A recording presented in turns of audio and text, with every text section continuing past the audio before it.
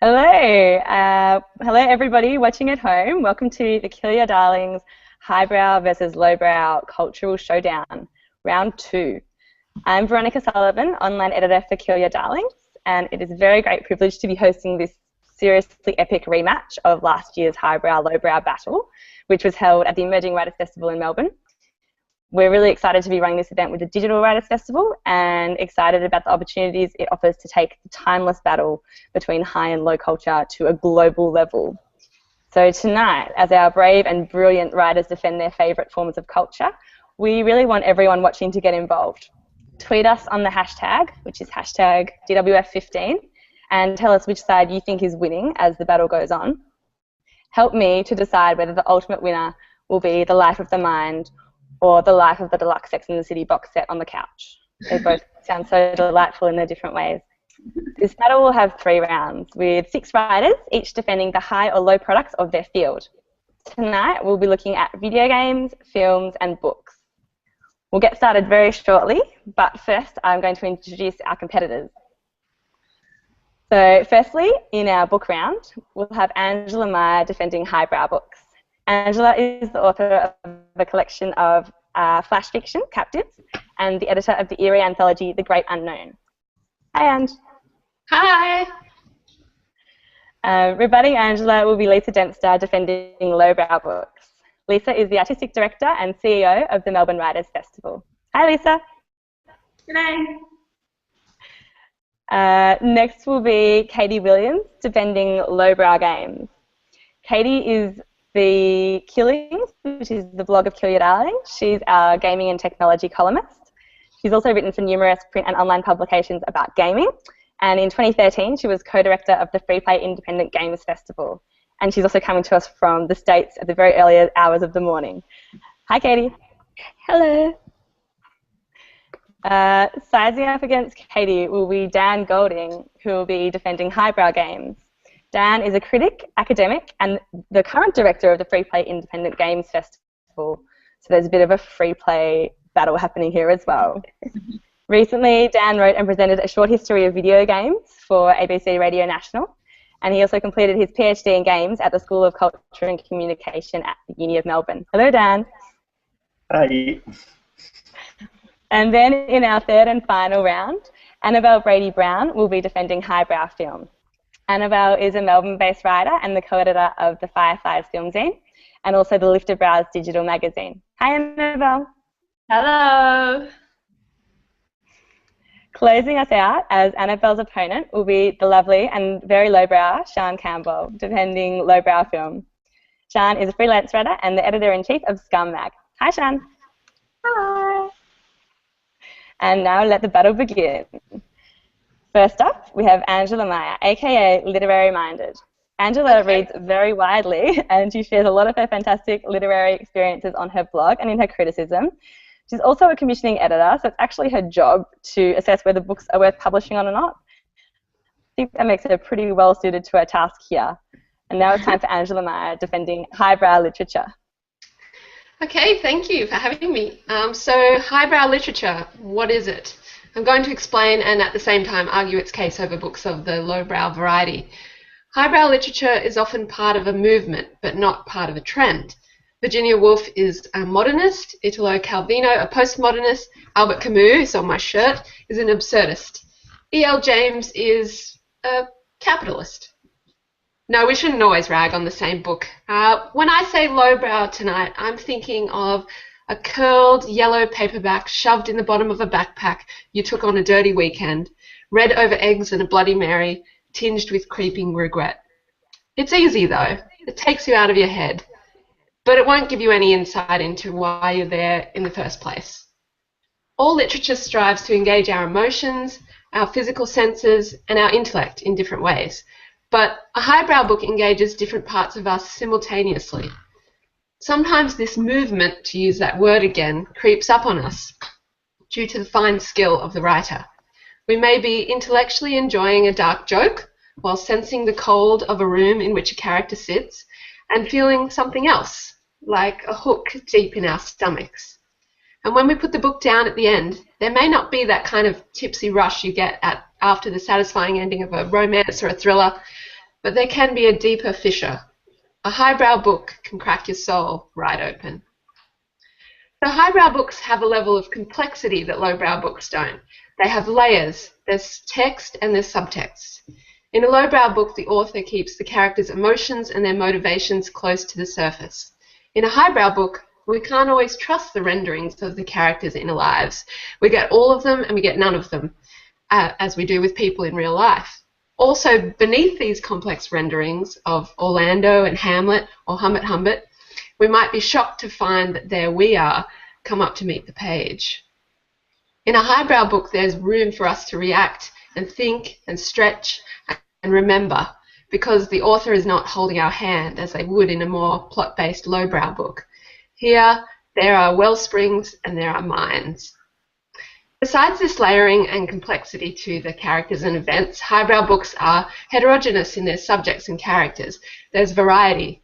They defiantly reject cultural norms, or they invoke them in order to invert them or subvert them, as with a book like American Psycho. Lowbrow books are often plainly white, straight, and safe. The endings confirm patriarchal, heteronormative, capitalist power structures, even if that's not what the author intends. I've lost my place. They are vanilla. Yes, even if they feature sadomasochistic relationships.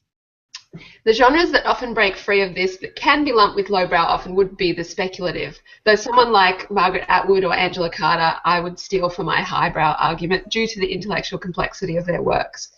With highbrow literature on the whole, you're more likely to find diversity in your characters and their relationships.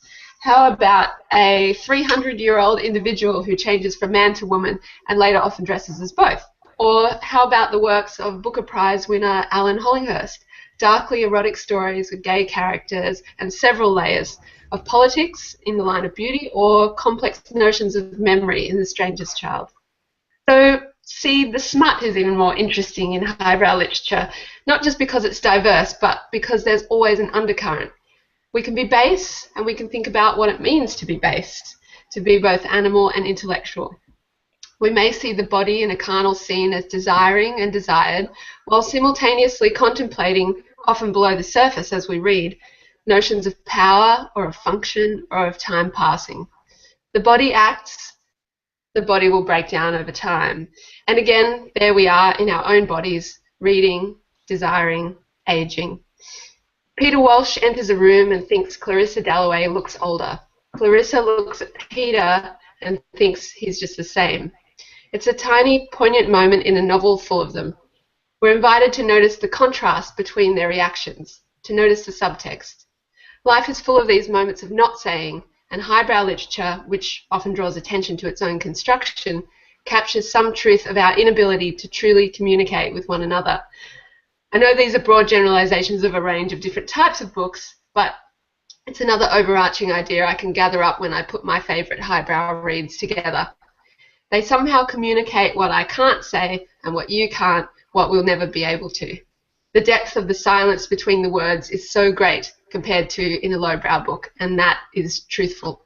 So all of this, the complexity, the layers, the variety, and the spaces are what makes highbrow books meaningful and memorable. They capture something of life and they make it richer. Thank you. Wow. That was really beautiful, Angela. Thank you. Now to respond, we have Lisa Dempster, who, as the director of the Melbourne Writers Festival, has to be across pretty much all genres and forms. But where does her heart truly lie? The truth is about to come out as Lisa Dempster defends lowbrow literature. So I read the lowest of lowbrow types of novels. I read genre fiction, and even worse, I read genre fiction written by women. Chick lit, romance, thrillers, and that nebulous of all nebulous categories, women's fiction. There are two reasons why I love reading these lowbrow books that I'm going to run through today. The clue, I guess, is in the name. Genre fiction is often referred to as popular fiction, as in it's popular, as in people actually read it. The top 10 selling novels in Australia last year were Gone Girl, Richard Flanagan's Narrow Road to the Deep North, Gone Girl with the film cover, Matthew Riley, The Book Thief by Marcus Zusak, Lee Child's latest, Jodi Picoult's latest, a Harlequin novel, and the 2 Rosie books by Graham Simpson. That is genre, literary fiction, genre, crossover, genre.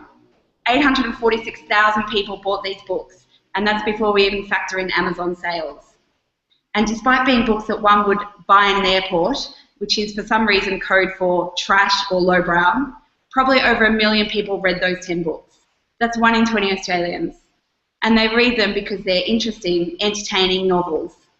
And unlike many of our literary friends, genre fiction usually has a plot, is fast-moving, and deals with themes that connect us all on an emotional level. And for women, it's one of the few kinds of literature that doesn't only deal with our experiences in the world, but celebrates rather than marginalises them. Which brings me to my second point. I read popular fiction because writing by women is important to me. The forces that decide what is highbrow or important, or lowbrow, inconsequential, are generally upholding a patriarchal paradigm that positions writing by men as naturally more important and universal than writing by women. We know from initiatives like the Vita Count and Bailey's Prize and the Stella Prize that there is a bias against writing by women that casts it as not as good as male writing. Novels written by women are less likely to win literary awards and less likely to receive critical acclaim. We know that when Jonathan Franzen writes a novel about families, or Jeffrey Eugenides writes a novel about marriage, it's an important novel of our time.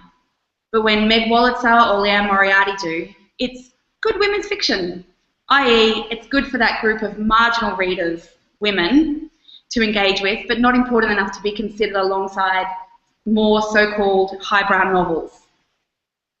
Regardless of its literary status, I read women's fiction. I have to do that, I don't know what it is, because the stories connect with me on an emotional level, because the themes explore experiences relevant to my life, and because I see myself and my friends reflected in the characters. And I'm not alone. Millions of women are reading Stephanie Lawrence, Di Morrissey, and Leanne Moriarty. Literally millions. Stephanie Lawrence is an Australian romance writer who has sold over 20 million books across a 20-year career. But I'm guessing that the readers who read those kinds of books are also likely to whisper that reading those books is a guilty pleasure, because we have internalized the idea that writing by women is just not as good. I've never heard anyone refer to reading Stephen King as a guilty pleasure. His genre, yes, but he's also a master of his craft. He's a man, and that's why I'm defending lowbrow novels. Statistics show that something like 70% of all books are purchased by women, so why should we, the biggest consumer group for literature, feel ashamed about the choices we make when it comes to reading? Sure, the supposedly lowbrow books that we love may not win literary awards or gain critical attention, but we can be sure that when we read them, thousands of other women are doing the same, and they're doing it because they know those books are awesome, regardless of what the patriarchy will have you believe. Lowbrow for life. Thanks.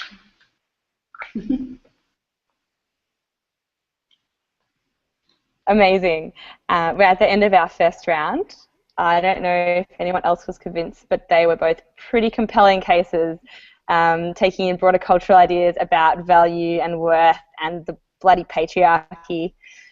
So just a reminder that we definitely want people to tell us who they think should win, because it's a big decision, and I don't know if I can do it on my own. So please tweet us with the DWF hashtag. It's DWF15. We do have someone who wanted to tell Angela that was so beautiful, and it really was. Next is Katie Williams, KYD's gaming and technology columnist and guru, defending lowbrow games. Hello. So when you type the phrase highbrow games into Google, the top result is a studio that has developed video games of such intellectually stimulating names such as Bath and Beer, Fart 101, and Face Slapper. That doesn't bode well for the medium of gaming, does it? We're gathered online here for a battle of highbrow versus lowbrow in gaming, but we should probably admit that video games are seen as lowbrow culturally in comparison to other mediums. Nobody looks at a gamer, no matter how well-dressed or well-spoken he is, and assumes that he has the same level of good taste as one who appreciates, say, fine arts, music, short fiction, And you know what? I must admit that I kind of agree with that. In my everyday work as a gaming news reporter, I find myself writing up news stories about games with ridiculous names like Dragon Ball Xenoverse. Not Universe, Xenoverse with an X. Xenoverse. What's a Xenoverse? I can totally imagine the developers just speaking amongst themselves saying, whatever we choose to call our game, we should cram an X in there to make it sound cool. But there's an even more pressing question. What is a Dragon Ball? You might think that gaming is where immaturity makes its home, and yes, there's evidence that clearly supports that assumption. Other artistic mediums have their own figureheads. Shakespeare's work is considered the apex of writing in high schools all over the world, and we know that Beethoven's pretty good at spinning a tune. Does gaming have a figurehead?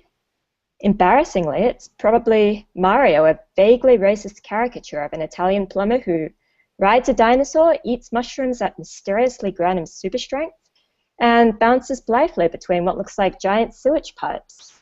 My cat has interrupted at the most inconvenient time. All right, but let's admit it. When it comes to platforming action, you and I are much more likely to choose Mario over an evening with a game that's far more whimsical or cryptic. Ico, for instance. It's why the Wikipedia list of games starring Mario is probably taller than I am, and while Ico tends to be played only by the occasional games and art form proponent, like Fancy Pants Highbrow defender Daniel Golding over there, but I have to ask, what else is interactive entertainment for, if not for the childlike escapism from the prosaic cruelties of everyday life? So-called highbrow gaming seems intent on delivering misery. Critically acclaimed shooter Spec Ops: The Line was layered with themes of violence, consequence, and the overall darkness of humanity. Dear Esther, meanwhile, mashes together some thrilling stuff about alcoholism, car crashes, and throwing oneself off the top of a radio tower. I don't know about you, but I don't finish up a day working and then think to myself, gee, I'd love to play a game that's going to make me cry. So this is why I squeal with excitement every time some ridiculous new bipedal animal moves into my Animal Crossing town, or every time I get a Street Pass hit from another gamer on my 3DS console. I mean, look at this silly pink thing. It was clearly built for children, and man-children, and women-children. I think we can certainly agree that it certainly wasn't built for a gamer of more discerning tastes.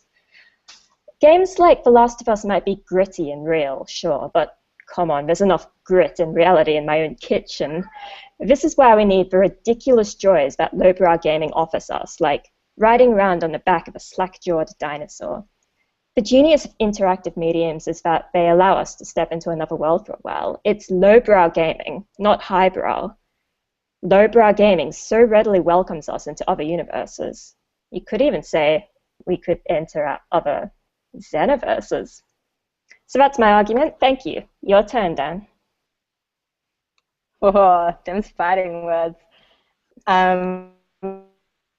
We've got, and I think that that's only going to add to it. So I can't wait to hear what our next speaker has to say in response. I should just warn you that this speaker was part of last year's Highbrow versus Lowbrow event, defending highbrow music, and he read some absolutely filthy Mozart lyrics that time. So cover your children's ears as Dan Golding tells us why highbrow games reign supreme. I promise you no Mozart lyrics this time. So I think that liking video games is to constantly, eternally live in hope.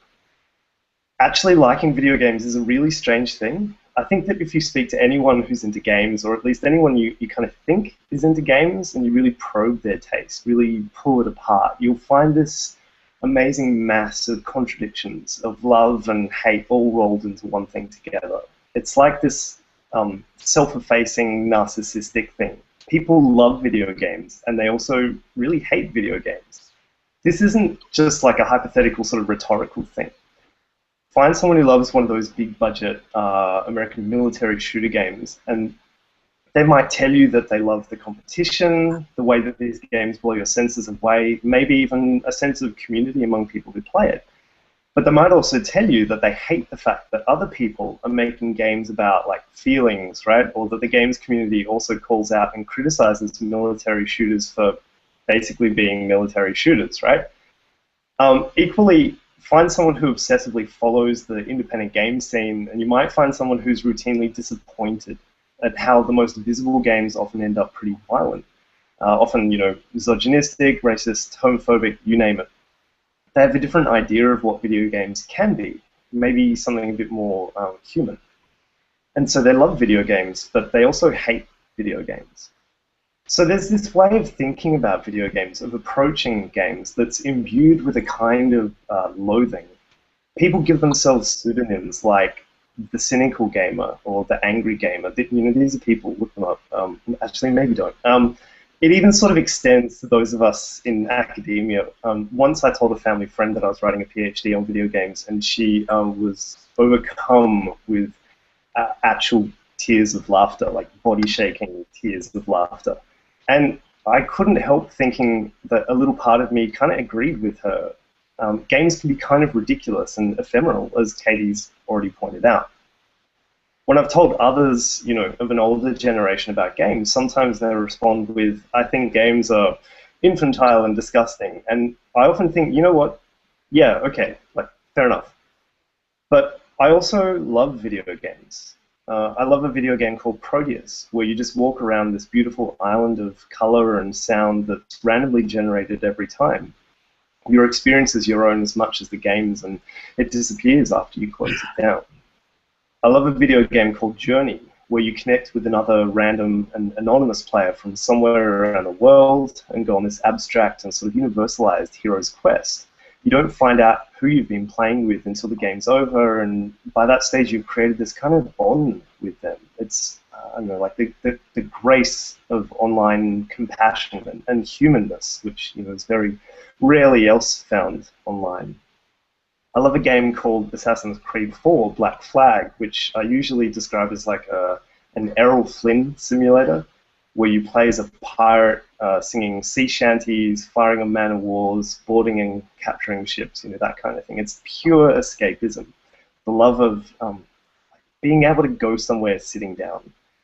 And this is actually a pretty wide variety of video games. Some made by one or two people, others made by thousands of people. I think all this also has to be put in the context of the fact that it hasn't been possible to play or even keep track of every video game ever made for a really long time now. I was doing research the other day for something else and discovered that about 1,500 games, new games, are released on Apple's App Store every day. 1,500 games every day.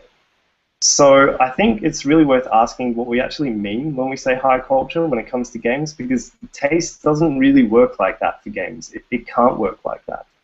So I think that what we're looking at when we think about high culture for video games is not necessarily hipsters or fancy pants like me, thanks Katie, rifling through indie games to find the least popular. And it's not the video game equivalent of, I don't know, like the Great Gatsby or Citizen Kane, right? What I think of is that it's this search for the unique in video games, the rare, the unrepeatable, the quality. So, almost as Katie said before, we don't really have this tradition in video games of there being elite culture and popular culture within games themselves. For such a long time, all the video games were low, dangerous, kind of like unpleasant, right? So really what we're talking about when we talk about high culture in general is, things like class, tertiary educated people, fairly well off, people who might like, Bach, Eames chairs, the New Yorker, right? Video games don't really fit into that box at all. As an entire medium, they don't fit. And so people, I think, hate video games because they love the idea of video games. I think this is because everyone looks for really what in video games amounts to high culture, that one special game, that extraordinary moment that we can't really repeat again.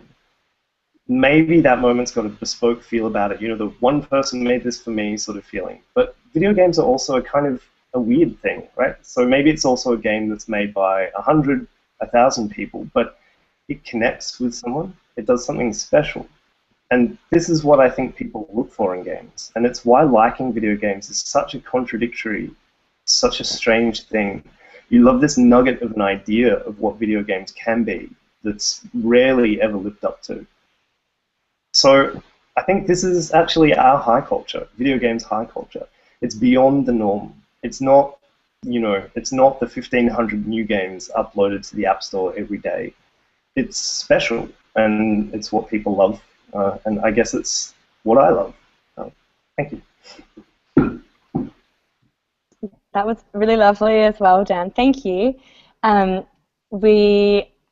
Jess Friedman said on Twitter that she really loved your defense of complexity as a kind of humanist release valve. I don't know what all those words mean together, but it's so lovely. It's still too close to call, though. This is just really, really difficult because you're making such compelling cases. So I think we'll have to talk about film. First off, we have Annabelle Brady-Brown, who's going to be defending Highbrow film. And we should mention here that Annabelle edits a film zine, Fireflies, which is extremely highbrow. They recently closed submissions for their second issue, which focuses on the work of two directors that I've never heard of, Abbas Kiarostami and Bella Tarr. That just sounds very impressive, Annabelle. She definitely has the chops. And please tell us why highbrow film is so special. Thank you, Ronnie. We all know there's a time and a place for both highbrow and lowbrow film, categories I'm crudely defining here as art house and commercial cinema, respectively. And that there's a vast, messy, awesome in-between of these movies that straddle both, like Spring Breakers. But in this debate, you have to make a choice. So we're going to ignore all this, and I am passionately going to defend highbrow cinema, and I'm going to raise the stakes of this debate. Especially in Australia, highbrow film has associations with intellectual rigour and being a pretentious twat. Embracing this position, I'd like you to think of this debate as a form of Nietzsche's concept of eternal return, if you will. But instead of deciding the kind of life you want to lead, I'm asking you to choose the kind of films that you want to watch forever. You have a choice. Lowbrow film, highbrow film, the blue pill, or the red pill. Even if you don't realize you live in a world dominated by lowbrow cinema. And while you might think of it as an innocent, sweet outlet where for once we don't have to take life so seriously, for the next 5 minutes I invite you reconsider. As one independent cinema closes after another, cinema attendance numbers are plummeting, the arts are increasingly seen as less valuable to governments, and the Fast and the Furious franchise has made nearly $2.5 billion. Lowbrow rules and the world is fucked.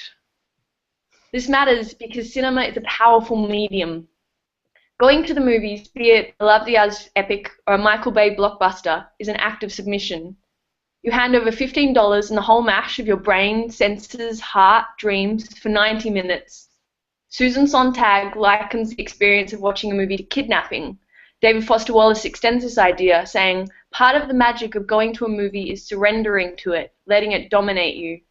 And filmmakers know this. I'm thinking of Kubrick's A Clockwork Orange, where Alex is cured of his ultra-violent tendencies, his eyes pulled open, forced to watch the stream of images. Or the famous film within a film scene of Godard's Vivre sa vie, where Nana weeps while watching The Passion of Joan of Arc. Cinema is powerful. As a viewer, you are made vulnerable and your emotions manipulated. Film posters promise it will make you laugh, it will make you cry. In the case of a Michael Haneke film, it will fuck you up. So it makes sense to really think about what films you give this power to and what you are getting in return from cinema. Essentially, lowbrow film is about escapism. This is the blue pill. Lowbrow film does not surprise you, it does not change you. As Foster Wallace says, commercial film's goal is to entertain, which usually means enabling various fantasies that allow the moviegoer to pretend he's someone else and that life is somehow bigger and more coherent and more compelling and attractive and in general just way more entertaining than a moviegoer's life really is. You could say that a commercial movie doesn't try to wake people up, but rather to make their sleep so comfortable and their dreams so pleasant they will fork over money to experience it. My problem is when you begin to look closer at these fantasy worlds of lowbrow cinema. Everyone is a little whiter, thinner, wealthier, straighter than in reality. And the Bechdel test has highlighted just how few opportunities women have to speak as independent characters on screen, which together doesn't leave space for many other types of dreams. On a side note, obviously this occurs in Highbrow too. For example, the French New Wave features the most impossibly beautiful people on the planet, but they also gave us the incredible feminist filmmaker Agnes Varda. So I'm sure you already feel this limit. In the words of Morpheus to Neo before he elects out of the simulated reality of the Matrix, you've felt it your entire life. There's that something wrong with this world. You don't know what it is, but it's there, like a splinter in your mind, driving you mad. It is this feeling that has brought you to me. Like the Matrix, Lowbrow film projects a spectacular fantasy that's seductive but full of bullshit. And when you start to see the bullshit, you realize you have a choice. You can opt out. Lowbrow or highbrow film, the blue pill or the red pill. For me, wonder is an incredibly important word when talking about highbrow cinema. One of the masters of the red pill, Kubrick, thought that children begin life with an untarnished sense of wonder, a capacity to experience total joy at something as simple as the greenness of a leaf. And while Kubrick says that we tragically lose this capacity with age, I believe that highbrow cinema has the power to resurrect wonder. Highbrow film relocates the elements of wonder, surprise, awe, beauty, novelty, from this bullshit fantasy land back, engaging with the world around us. When I watch a film by Apichatpong Veerasettukul, perhaps my favourite highbrow director, I submit to wonder. His camera gives equal weight to elements such as leaves blowing in the wind as it does to those advancing the narrative. It's slow, it's peaceful. Apichatpong is deeply interested in filmmaking that relays strange and mysterious dreams. And if you think this kind of cinema can't ever be fun, how about the dream sequence in Lynch's Mulholland Drive, or better, The Big Lebowski, which is basically a highbrow stoner flick. Like Apichatpong, these scenes present a different form of visual communication. Their disregard for plot and their infinite openness are one of their many charms. This is the red pill. As Foster Wallace continues, an art film's point is usually more intellectual or aesthetic, and you usually have to do some interpretive work to get it, so that when you pay to see an art film, you're actually paying to work. Whereas the only work you have to do with regards to most commercial film is whatever work you did for the price of a ticket. Because of this ambiguity and required engagement, highbrow film frustrates and bores some. An IMDb review of Apichatpong's Palme d'Or winning Uncle Boon Me Who Can Recall His Past Lives is titled Uncle Boon Me Who Can't Recall Where He Put the Plot. But I beg you, stick it out. For not only does he allow audiences to relax into the details of his films, to be present in the moment, he also opens a window to northern Thailand and its people, politics, folklore, and jungle that I wouldn't have encountered otherwise. By which I mean to argue that the act of surrendering to highbrow cinema is not only a rejection of consumer bullshit and its homogenized dreams, but an engagement with the world, an opening up of spaces of wonder across the world. Just as studies suggest avid readers have a higher capacity for empathy because of their ability to mentally inhabit fictional worlds, arguably so do highbrow cinephiles, as these films open you to new thoughts, perspectives, voices. Rather than the lowbrow monopoly of big explosions, dick jokes, and happy endings, highbrow cinema is exciting, it's diverse, more women get to talk, and way more of our dreams get screen time. As a kidnapped viewer, it's a joy to feel your brain working like a muscle, forging these new connections.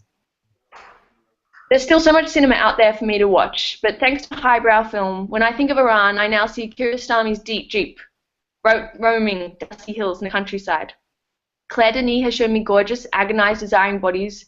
Richard Linklater has taught me to be friendly to people who approach you on trains. I could go on and on. This is the red pill, and I can't recommend it highly enough. Unfortunately, I can't just tell you what highbrow film is. You have to see it for yourself. This is your last chance. There's no turning back. You take the blue pill, this debate ends. You go home, watch Star Wars for the umpteenth time, and feel your heart flutter as this theme song plays over the end credits, and you go to bed. You take the red pill.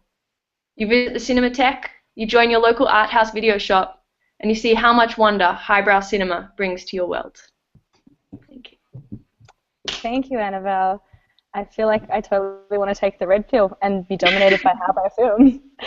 And I really love all the feminist perspectives being brought to bear in this debate. It's very, very nice. Rebutting Annabelle will be Sian Campbell. And Sian's online magazine, Scum, publishes what I reckon is some of the best, dirtiest, lowbrowiest, but also smartest writing around. Sian also wrote a really excellent piece in a past issue of Kill Your Darlings on Lena Dunham's Girls. I don't know if Girls is highbrow or lowbrow. I don't know, maybe we can figure it out. But we'll put a link to Sian's piece on Twitter later because I think that's a really excellent thing to refer back to. Anyway, Sian, please sell us on lowbrow films. Okay. Look, when I first agreed to argue on behalf of lowbrow films, I was hesitant. Now, I'm not one who believes in guilty pleasures. In my mind, all pleasures should be enjoyed equally.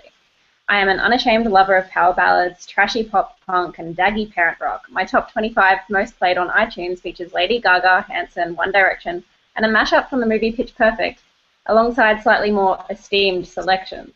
I've read every Princess Diaries book, and don't even get me started about the Outlander series. So the thing is, when I tried to think of supposedly lowbrow movies off the top of my head, I hit a sort of mental roadblock.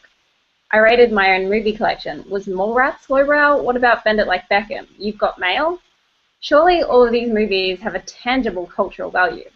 Nobody could call Pretty Woman highbrow with a straight face, but I wasn't sure it deserved to be called lowbrow either. I quickly identified what I thought to be my problem. While the divide between highbrow and lowbrow is easily defined when you're talking about, say, music, when it came to film, maybe it was just too murky. But then I logged on to Facebook and indulged in some good-natured ribbing with my opponent, one Annabelle Brady Brown, and I realized what my problem actually was. In a particularly below-the-belt punch, Annabelle brought up Adam Sandler. Oh, fuck. Fucking Adam Sandler. This was my problem. I hadn't been thinking low enough. In a court of culture, was I to stand on the side of Happy Madison films and parody franchises, including titles such as Epic Movie, Date Movie, Disaster Movie, and Meet the Fucking Spartans? What had I done? And then something organic and beautiful happened. My friend Cara came over to hang out and watch movies. Without planning ahead, we were pretty much limited to the films on my partner's hard drive. Clicking through the selection, I stopped at Nick and Nora's playlist. She hadn't seen it, so we put it on. And if you haven't seen it, it's an adaptation of a fairly popular young adult novel. A theme quickly developed, and Nick and Nora's infinite playlist was followed by Angus songs and perfect snogging, and then just to ride the teen dream train all the way home, we finished up with Zac Efron and Matthew Perry's 17 again. And I realized these movies are definitely lowbrow. Teen girl flicks, a stupid time travel blockbuster where Zac Efron is constantly removing his shirt and in which his incessant playing of basketball in every scene must surely have been written into his contract by his High School Musical overlords. Lowbrow, no doubt about it. And yet, the whole night, Cara and I had been giggling into our glasses of wine, gossiping and squealing whenever anyone tried to kiss anyone. Why? It's pretty simple. Cara and I might be in our 20s, but our 10-year-old, 13-year-old, 16-year-old selves haven't gone anywhere. They're still around, feeling things so intensely it's as though we might actually die from it. Feeling and loving and identifying ourselves through our cultural choices and still getting a good old hearty laugh out of any joke involving sperm. The truth is that lowbrow films are so often the ones that define and shape our lives growing up. Movies were big in my family when I was a kid. There weren't many weekends that didn't involve my brothers and my sister and I huddled in front of the screen. We didn't just watch certain movies, we consumed them, watching them until the tapes went funny. These movies have become part of the fabric of my childhood. Little lines and gestures from these films litter any conversation I have with my siblings to this day like a secret language. When we were little and choosing a Disney flick to watch of an afternoon, it didn't matter to me that The Lion King 2, Simba's Pride, was direct-to-video and basically a rehashed version of Romeo and Juliet featuring African wildlife. It made me feel things. In late primary school, we didn't care whether Billy Madison won any Oscars, and I didn't care whether what the staff at the video store thought when I continually rented The Parent Trap or Andre. For those of you who aren't familiar with Andre, it features a young Tina Majorino and an orphaned baby seal. When we got older and entered high school, it didn't matter what anyone thought, whether they thought we were cool or not when we would watch Bring It On, Legally Blonde, Miss Congeniality, or The Princess Diaries week after week. We didn't care what anybody fucking thought when we went to see Freaky Friday in the cinemas. Call these movies obvious, shallow, devoid of subtext and complexity. Call them what you will, but time and money has proven that these movies sell, which means a large percentage of the human race enjoys them. Now, I don't know about Annabelle Brady Brown, but personally, I'm not comfortable judging other human beings for a supposed lack of taste or intellect. It's classism, pure and simple. Annabelle Brady Brown and the rest of the Highbrow team tonight are classist, and I, for one, am not going to stand for such prejudice and discrimination. Should we have spent our childhood watching foreign language films about existentialism? Now, as adults, should we turn off Not Another Teen Movie when it comes on TV? I refuse to submit to such a line of argument. Watching Simba's Pride still makes me feel fucking fantastic, even though I'm almost 27 and it's got a 33% rating on Rotten Tomatoes. I know I'm not the only one that knows the Dick songs from The Sweetest Thing off by heart, or the only one who still cries in Pirates of the Caribbean 3 when Elizabeth finds out her father's dead. I'm proud of the things that have shaped me, and the things that continue to shape me. I'm proud that I'm not too cool to enjoy the more supposedly basic mainstream pleasures of life. I'm proud that I know how to have fun. What do you have against fun, Annabelle Brady Brown, I ask you? Yeah, the Big Lebowski might be fun, but is it the highway scene in Clueless fun? No, it is not. Not too long ago, I was at my sister's place. We live in different cities now and go a long time between catching up. We sat down to watch a TV show, but when we turned on the TV to switch over to the DVD player, Miss Congeniality happened to be on. We immediately cancelled all other plans, snuggled in with some blankets and popcorn, and let ourselves enjoy a silly, lowbrow film about an FBI agent entering a beauty pageant, quoting certain lines off by heart, and cracking up at scenes we'd been cracking up about for 15 years. So, in a court of culture, I will happily stand on the side of any movie that lets us find and connect with a part of ourselves that's long been lost. I will happily stand on the side of beauty pageants, toilet jokes, teen makeovers, and billion-dollar franchises. These are the movies of our childhoods, people. Won't somebody please think of the children? Annabelle Brady Brown asked you to think about the kind of film you would want to watch if you could only watch either highbrow or lowbrow films. I am simply going to remind you that Mean Girls exists and ask you to do the same. Thank you. Wow. Well, you know what? That was amazing. I want to go and watch and play and read all of the things that all of you have just described. I'm trying to see what people are saying on Twitter. They're saying that you're all amazing. Anna Forsyth said that lowbrow film is seductive but full of bullshit, and highbrow has the ability to resurrect wonder. But then Eliza Jane Burlage said, but what about Sharknado? And look, I think we just have to leave it undecided and endorse a bit of highbrow and a bit of lowbrow in sensible measures. Perhaps we'll have to return for round 3 of the highbrow-lowbrow showdown soon. Thank you, everyone, for watching, and thank you to the Digital Writers Festival. Most of all, thank you to our fabulous speakers tonight. Dan Goldie. Hello, thanks, Dan. Thank you. Katie Williams. Thank you, Katie. Thank you. Annabelle Brady Brown. Thank you, Annabelle. Thanks, Ronnie. Sean Campbell. Thank you, Sean. Thanks. Angela Meyer. Thanks, Anne. Thanks, all. And Lisa Dempster. Thank you, Lisa. Thank you. I'll just put in a last plug, a reminder that we're running a Achilles Darlings Book Club event next Wednesday, February 18th at 7 p.m. Australian Eastern Daylight Time with Ellen Van Niven, and I'll be speaking to her about her fabulous book, Heat and Light. So we'd love you to tune in for that and also read the book. It's incredible. And that's all from us. Thank you so much, everybody. Ah, Angela has it there. It's perfect because it's highbrow, right? Beautiful.